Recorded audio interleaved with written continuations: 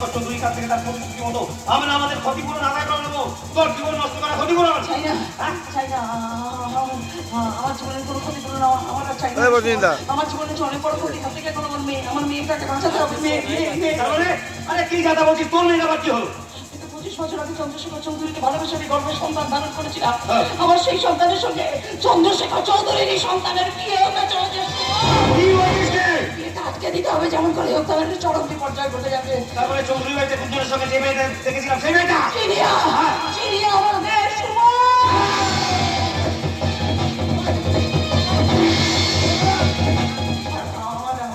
শেষ হয়ে যাবে।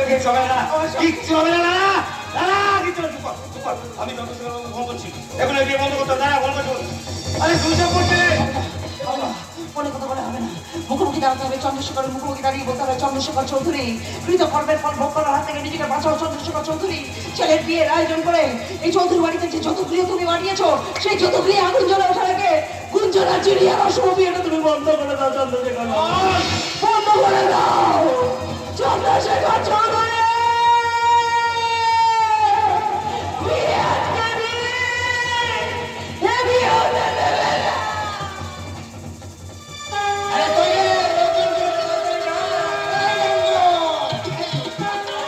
যেমন চেয়েছিলাম তেমনই হয়েছে। সারা বাড়ি আনন্দমালা একেবারে সম্মান করছে। বাচ্চা সামনে এসো।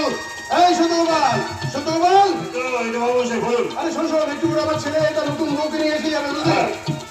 বন্ধু বান্ধব সবাই এসে গেছে। কারণ বাপে আমি যেন কোনো রকম ত্রুটি না থাকে। একদম চিন্তা করছি চন্দ্র, আমি তো আছি। আমি সব ম্যানেজ করে ফেলবো। আপনাদের কোনো প্রবলেমে রাখবো না। ত্রুটি রাখলে তো হবে না কোনোভাবে। এই চৌধুরী বংশের আমি যা তোকে ক্ষুণ্ণ হতে দিলে চলবে না। একটু বাদে আমার ছেলে আর ছেলের বউ এসে যাবে। আজ আমি প্রাণ ভরে আমার ছেলে আর ছেলের বউকে আশীর্বাদ করবো, ব্যাস। তারপরে আমার ছুটি। ছুটি মানে আর আমি এই জোড়া দিকে চৌধুরী বাড়িতে থাকবো না রে। এবারে সব মায়া কাটিয়ে যেদিকে দু চোখ যায় সেদিকেই চলে যাবো। না না না না বাবু মশাই, অমন কথা আপনি বলবেন না। মনে রাখবেন, জোড়াদিঘির প্রত্যেকটি মানুষকে আপনি কথা দিয়েছেন। কলেজ হবে, হাসপাতাল হবে। ঠিক আছে, কি হবে না হবে তাহলে তোকে মাথা খাওয়া যাবে না। ওইসব খাবার জন্য আমি আছি, নক্ষত্র আছে। হ্যাঁ হ্যাঁ, এতদিন ধরে ভেবে ভেবে বাবু মশাই অনেক অনেক উপকার করেছেন, উপকার। আর আপনাদের বাবু মশাই উপকার করতে হবে না। হ্যাঁ, না না না না, এইসব কম দামি চাকর বাকরকে লাইট দিতে বলে মাথায় তুলে দিয়েছিস। যাই হোক, কি হয়েছে চন্দ্র? কি হলো, তুই বাড়ি ছেড়ে চলে যাওয়ার কথা বলছিস কেন? নামতে পারি? কারণ আজকের পর থেকে এ বাড়ির বিষয় সম্পত্তি কোনো কিছুর উপরেই আমার আর কোনো অধিকার থাকবে না রে লালমোহন। এটি কি বলছিস চন্দ্র? একটু পরে নিমন্ত্রিত অতিথিরা নিমন্ত্রণ সেরে যে যার বাড়ি ফিরে যাবে। আর আমিও কাল সকাল হওয়ার আগে রাতের অন্ধকারে চোরের মতো এই জোড়া দিঘির চৌধুরী বাড়ি ছেড়ে অন্য ঠিকানায় চলে যাব। শোনো কথা, চলেই যদি যাবি তাহলে তাহলে তো ধুমধাম করে ছেলের বিয়ে ঘরে বউ আনছিস কেন? ছেলের বউকে সুখে সংসার করতে ইচ্ছে করে না তো? ইচ্ছে করলে উপায় কোথায় রে লালমোহন? 25 বছর পর শিউলিকে এ বাড়িতে ডেকে এনে তোরা যে আমার সুখের ঘরে আগুন জ্বালিয়ে দিয়েছিস, আমার সব আশা আকাঙ্ক্ষাকে গলা টিপে মেরেছিস তোরা।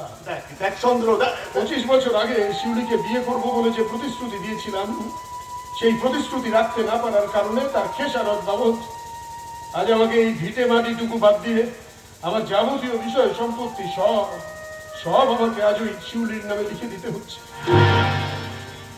সব লিখে দিতে হবে কেন? এমন চুক্তি তো ছিল না।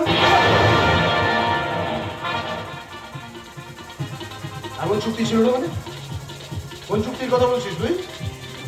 আরে এই মান বিশ্বাসঘাতক মির্জাফর, শিউলির সঙ্গে তোর কি চুক্তি হয়েছে? শিউলির সঙ্গে কি চুক্তি করেছিস তুই? শিউলি বল বল বল। ছেড়ে দিন চন্দ্রশেখর বাবু, ছেড়ে দিন, ওকে ছেড়ে দিন। আমি বলছি, আজ আমি আপনাকে সব সত্যি কথা বলে দেবো। আর কিছু লুকোবো না, আর কিছু লুকোনো নেই। এই যে আপনার বন্ধু বিশ্বাসঘাতক লালমোহন কুণ্ডু এই চৌধুরী বাড়ির সম্পত্তিটা অর্ধেকটা পাওয়ার লোভে আমাকে এই চৌধুরী বাড়ির সম্পত্তি তিন ভাগের এক ভাগ পাইয়ে দেওয়ার লোক দেখিয়ে আমাকে আর আপনার ছোট ভাই নক্ষত্র এই চৌধুরী বাড়িতে নিয়ে এসেছিল। সব আমার বোঝা হয়ে গেছে। আর পুরনো কাসুন দেখাটার কোনো প্রয়োজন নেই। অনেক কিছু জানতে বাকি আছে, চুপচাপ দাঁড়িয়ে শুধু শুনে যান। আমিও আপনার উপরে প্রতিশোধ নেওয়ার সুবর্ণ সুযোগটাকে হাতছাড়া করতে চাইনি। আপনার কপালে একটা বিষাক্ত ছবল মারবো বলে ওদের কথায় লোভে পড়ে আমি এই চৌধুরী বাড়িতে পা রেখে দিয়েছিলাম। এই চৌধুরী বাড়ির এই চৌধুরী বাড়ির সমস্ত সম্পত্তির অধিকারী হব আমি আমি আমি আমি ভেবেছি আপনার ওপর প্রতিশোধ নেওয়ার নেশা ইচ্ছে কোনোটাই তো কোনো কালে আমার শেষ হয়ে যায়নি। কিন্তু আমার এই নেশাটাকে, আমার এই অদম্য ইচ্ছাটাকে এরা নিজেদের স্বার্থে ব্যবহার করেছিল, তাই তো লালমোহন কুণ্ডু? হ্যাঁ, জিজ্ঞেস করুন এদের সাহায্যে আজ থেকে 13 বছর আগে আপনার অভিশপ্ত বিবাহ বার্ষিকী রাত্রে এই জোড়াদিঘির চৌধুরী বাড়ির নাচমহলে আমি এসেছিলাম। মানে আজ থেকে 13 বছর আগে আমার সুনন্দার বিবাহ বার্ষিকী রাতে তুমি আমাকে নাচতে গিয়েছিলে, আমি গান শুনিয়েছিলে। হ্যাঁ, আচ্ছা আচ্ছা। আর আমি জানি তোমাকে চিনতে না পারি, সেই জন্য ওনার আড়ালে মুখ থেকে আমি এসেছিলাম রশ্মি ভাই। রশ্মি ভাই আর রশ্মি ভাই কি করি বলুন? বাড়ি থেকে তো সব খবরই পাচ্ছিলাম। দিব্যি সুখে ঘর সংসার করছেন, পুকুরে সন্তানের জন্ম দিয়ে দিয়েছেন। এটা আমি সহ্য করতে পারি না। যে মানুষটার উপর একা আমার, যে মানুষটার মনের উপর একা আমার অধিকার হওয়ার কথা ছিল, আর কারণ না ছিল না। যে মানুষটার বুকে মাথা দিয়ে নিশ্চিন্তে একা আমার নিশি যাপন করার কথা ছিল না, সেই মানুষটার মনের উপর অন্য কোনো নারীর প্রাধান্য, এটাকে মেনে নেওয়া যায়? আমিও মানতে পারিনি। তাই প্রতিহিংসার আগুনে ঠিক করেছিলাম জানেন তো? আপনি আপনার অভিশপ্ত বিবাহ বার্ষিকী রাত্রে আপনার স্ত্রী সুনন্দার সঙ্গে মান অভিমান করে শোয়ার ঘর ছেড়ে বেরিয়ে যাওয়ার পরেই খিড়কি জানলা দিয়ে আপনার শোয়ার ঘরে ঢুকে আপনার স্ত্রী সুনন্দার মুখের উপরে বালিশ চাপা দিয়ে ওকে দম বন্ধ করে খুন করে দিয়েছিলাম আমি।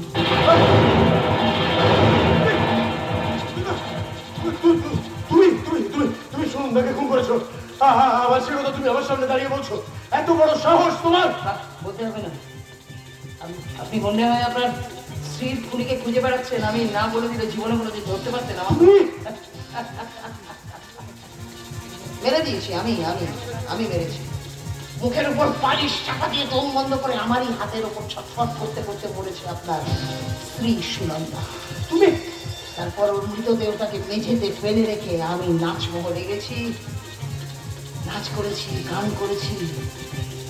আপনি তখন প্রায় বেহুশ মদের নেশায়। সেই অবস্থায় সেই বেহুশ হয়ে যাওয়ার শরীরটাকে আমি নক্ষত্র আর আপনার বন্ধু লালমোহন কুণ্ডু টানতে আপনার শোয়ার ঘরের বিছানায় নিয়ে গিয়ে ফেলে দিয়েছিলাম। তবে যে বালিশটা দিয়ে আপনার ভালোবাসাকে মেরে দিয়েছিলাম, সেই বালিশটায় আপনার হাতের ছাপ নিয়ে আপনাকে বধূ হত্যার দায় ফাঁসিয়ে দেবে বলে আপনার দু হাতের মাঝখানে বালিশটাকে বসিয়ে দিয়েছিল লালমোহন কুণ্ডু আর নক্ষত্র। আর মেঝেতে পড়েছিল আপনার স্ত্রী সুনন্দার মৃতদেহ। তারপর এই মৃতদেহটাকে আর আপনার ছোট ভাই নক্ষত্র এক রাতে টানতে নিয়ে গিয়ে আমারই চোখের সামনে ওই জোড়া দিঘির জলে ছুঁড়ে ফেলে দিয়েছিল। আর আমি কি করেছিলাম শুনতে ইচ্ছে করছে না? আমার মনে হলো কি করি, রাগের মাথায় মানুষ খুন করার মতো পাপ করে ফেললাম। কিন্তু মনে হলো বেশ করেছি, পথের কাটাকাটি সরিয়ে দিয়েছি। আমার ভালোবাসার মানুষটার উপর ভাগ বসানোর তো আর কেউ রইল না। কিন্তু এখানে থাকলে আমি ধরা পড়ে যাবো। আকাশের দিকে তাকিয়ে দেখলাম তখনও ভোরের আলো ফোটেনি। সেই অন্ধকারে আমি জোড়া দিঘি চৌধুরী বাড়ি ছেড়ে উধাও হয়ে গেছে। আপনি ধরতে পারেননি। এত ভয়ঙ্করী নারী আমি মেরে দিয়েছি। এত ভয়ঙ্করী নারী তুমি! আমার স্ত্রীকে খুন করে সে খুনের দায়ে তোমরা সবাই মিলে আমার মাথায় চাপিয়ে দিলেন। তোমাদের সবার জন্য আমি 12 বছর বিনা দোষে জেল খাটলাম। তুমি এত নিষ্ঠুর! আমাকে জীবনে না পর যন্ত্রণা সহ্য করতে না পেরে তুমি সুনন্দাকে খুন করে ফেললে। এবার তোমাকে আমার হাতে ভুল হতে বেরোসনি। আমি সিংহরাজার সামনে তোমার জন্য অপেক্ষায় বসে থাকতে যাচ্ছি। এই চৌধুরী বাড়ি বাইরে পা রাখার আগেই আমি তোমাকে জমের বাড়ি পাঠিয়ে দেবো। জমের বাড়ি সমস্ত কথা বলে আমাকে আর ভয় দেখিয়ে কিচ্ছু লাভ হবে না। কারণ তার আগেই আমি আমার বুকের ভেতরে চলে ওঠা প্রতিশোধের আগুনটাকে নিব। কিসের প্রতিশোধ? কিসের প্রতিশোধ? তুই আমার স্ত্রীকে খুন করেছিস। আমার একমাত্র ছেলে তুই অকালে মাতৃহারা করেছিস। এবার আমি আমার বিষয় সম্পত্তি সবকিছু তোর নামে লিখে দেবো। আর তুই তোর প্রাপ্য বুঝে নিয়ে সারা জীবনের মতো জোড়া থেকে চৌধুরী বাড়ি ছেড়ে উদার হয়ে যাবে, তাহলে আবার কিসে আমার কোন প্রতিশোধের কথা বলছিস তুই? বল বল, কোন প্রতিশোধের কথা বলছিস? হারাম মারবো। এত কিসের তারা, এত কিসের তারা, হ্যাঁ? কিসের তারা গো? চিনছেন তো এক এক করে লালমোহন কুন্ডু, নক্ষত্র, আমাদের চিনতে সময় দিতে হবে না। ইচ্ছারা বুঝি পরিমিশি বাঁচিয়ে রয়ে গেল। হ্যাঁ, এখানে দাঁড়িয়ে দাঁড়িয়ে এই নাটকের শেষ দৃশ্যটা তো তুমি দেখলে প্রতারক। কি দেখাবি তুই নতুন করে? লাগছে কিন্তু আমার। নতুন করে কি দেখাতে চাস? হায় অধিকার, কি দেখাবি আমাকে? বল বল, কি দেখাবি? বল বল বল। মারো, থামছো কেন? মারো, আলো মারো, মেরে ফেলো, মারতে মারতে মেরে ফেলো তুমি। চন্দ্রশেখর চৌধুরী, তোমার শরীরের ভেতরে যত ক্রোধ আছে তুমি উপরে যাও, তান্ত্রিক পুরুষ তত্ত্ব তত্ত্ব হয়ে উঠুক তোমার ধমনীতে বয়ে যাওয়া রুধির স্রোত, রক্ত ধারা মস্তিষ্কের ভেতর দাও দাও করে চলে উঠুক আগুন। সেই আগুনে তুমি একা করে মরবে না, পুড়িয়ে মারবে আমাকেও, পুড়িয়ে। শোনো শোনো, আগত বিপর্যয় রসনী সংসার ধরে বাঁচতে শুরু করেছে। সানাই বেজে উঠেছে বিষণের রাত।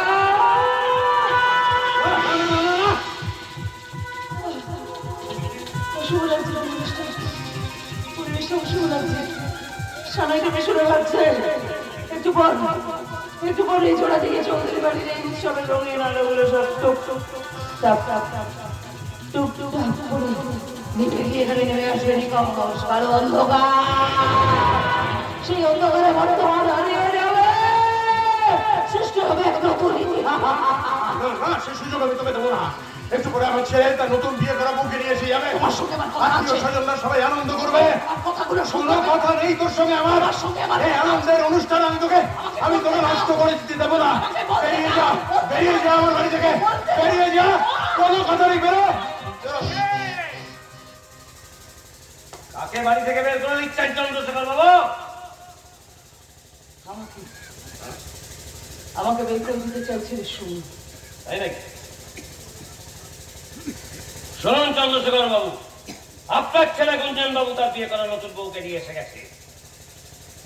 আপনি যেমন গুঞ্জনের বাবা, তেমনি আমার দিদি শিউলিও জিনিয়ার মা। বলি, হ্যাঁ, তাহলে আজকের এই আনন্দের অনুষ্ঠানে আপনি উপস্থিত থাকবেন আর আমার দিদি শিউলি থাকবে না। কেন কেন কেন? বলি তুই? হ্যাঁ হ্যাঁ? শিউলি জিনিয়ার মা? হ্যাঁ, না, এ হতে পারে না।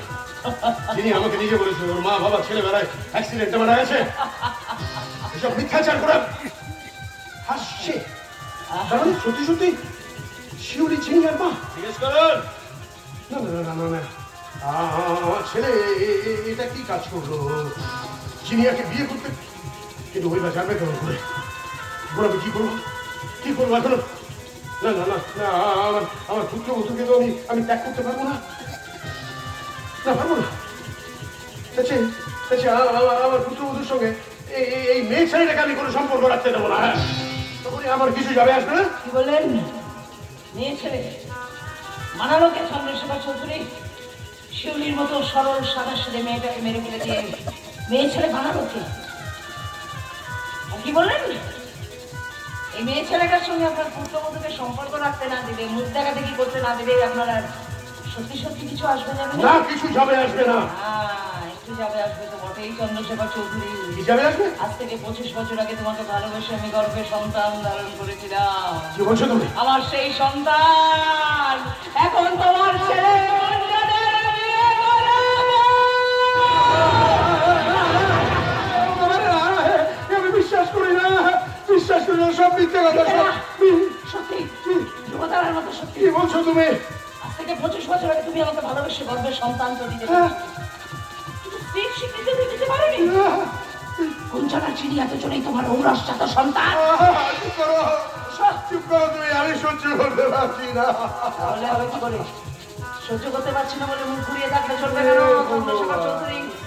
আমি তোমাকে বারবার বলেছিলাম না, এই জন্মের পাপের ফল প্রত্যেকটা মানুষকে বেঁচে থাকতে থাকতে এই জীবনেই ভোগ করে যেতে হয়। দেখো গুঞ্জনা চিনিয়া তোমার ঔরসজাত সন্তান, এসো আশীর্বাদ করবে। সত্যগোপাল, সত্য আমার রিভলভারটা নিয়ে আয় সত্য বাবা।